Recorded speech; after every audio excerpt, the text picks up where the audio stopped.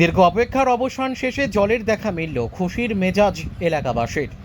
টানা 10 দিনের ভোগান্তি শেষে স্বস্তির নিঃশ্বাস ফেললেন এলাকাবাসী। তীব্র গ্রীষ্মের দহন জ্বালায় 10 দিন ধরে তীব্র জল সংকটে জীবন অতিষ্ঠ হয়ে উঠেছিল।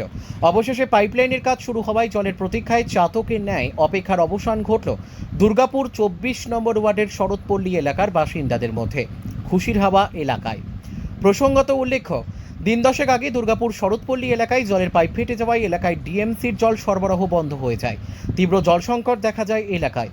পানীয় জল তো দুরস্ত, এমনকি নিত্য প্রয়োজনীয় কাজ সারতে এক ফোঁটা জলের জন্য হাপিত্যেশ করে বসে থাকতে হতো বাসিন্দাদের। অবশেষে টানা 10 দিন পর শনিবার পাইপলাইন মেরামতের কাজ শুরু করে দুর্গাপুর নগর নিগম। এলাকার বাসিন্দা সুকুমার দত্ত জানান, টানা 10 দিন তীব্র জল সংকটে জীবন অতিষ্ঠ হয়ে উঠেছিল। সকাল বিকেল দুবেলায় জল আসতো না। ঘরের মা বোনেরা দূর থেকে জল এনে কোনো রকমে কাজকর্ম সারছিলেন। দুর্গাপুর নগর নিগমে বিষয়টি জানানো হলে দুর্গাপুর নগর নিগমের তরফে একবার এসে পাইপ সারাইয়ের কাজ করা হয়েছিল। তাতে দুদিন ঠিকঠাক জল আসলেও আবার পাইপ ফেটে যায়, ফলে মহা বিপত্তি পোহাতে হয় বাসিন্দাদের। এরপর ফের শনিবার দুর্গাপুর নগর নিগম থেকে পাইপলাইন সারাইয়ের কাজ শুরু করা হয়েছে। এর জন্য দুর্গাপুর নগর নিগম ও এডিডিএ কর্তৃপক্ষকে ধন্যবাদ জানান সকল এলাকাবাসী। দুর্গাপুর থেকে বিধানচন্দ্র গাঙ্গুলির report, crime press Bengal news. 10-12 দিন ধরে যে জল ছিল না, কতটা সমস্যার সম্মুখীন হতে হয়েছে আপনাদের? সমস্যার সম্মুখীন তো আমরা বলার কিছু নেই। মানে কি বলবো, সকালবেলায় জল আসছে না, বিকালবেলায় জল আসছে না। মানে ঘরের যে মা বোনেরা বাইরে থেকে জল এনে ঘরের অবস্থা কাজ চালাতে হচ্ছে। কি করেছেন জলের জন্য? ডিএমসিতে কি আবেদন করেছেন? আমরা ডিএমসিতে আবেদন করেছিলাম, ওনারা এসেছিলেন, একবার এসে ঠিকঠাক করে দিয়ে গিয়েছিলেন একটা ছোট পাইপ। তারপরে সেই পাইপটা দেওয়ার পরে আবার একদিন দুদিন এসেছিলো, তারপরে আবার একটা বড় পাইপ আছে, সেই বড় পাইপ ফেটে যায়। ফেটে যাওয়ার ফলে কোনো রকমই জল আসছিল না। মানে আমাদের এখানে আপনার 24 নম্বর ওয়ার্ডের যে শরৎপল্লী, সেই শরৎপল্লীতে প্রচুর বাসিন্দা, সেই বাসিন্দাদের প্রচুর সমস্যার সম্মুখীন হতে হয়েছে এই জলের কারণে। জল তো জীবন, সেই জন্য। আর আজকে এই যে সারানো হলো, কি বলবেন এই বিষয়ে? এই বিষয়ে তো আমরা তো ধন্যবাদ জানাবো আমাদের শরৎপল্লীর বাসিন্দার পক্ষ থেকে।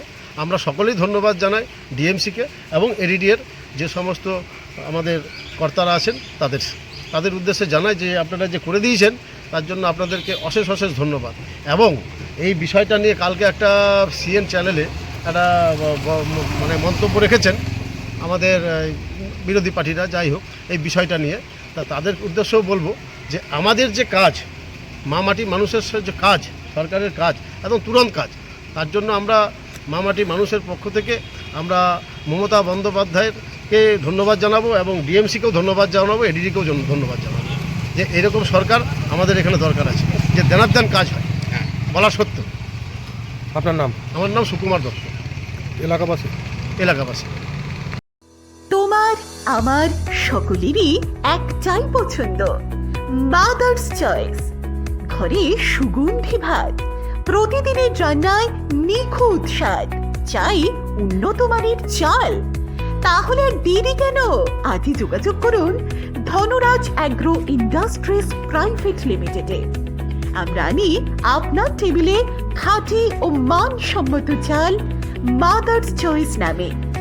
একবার ব্যবহার করুন, আর ফিরে তাকাতে হবে না।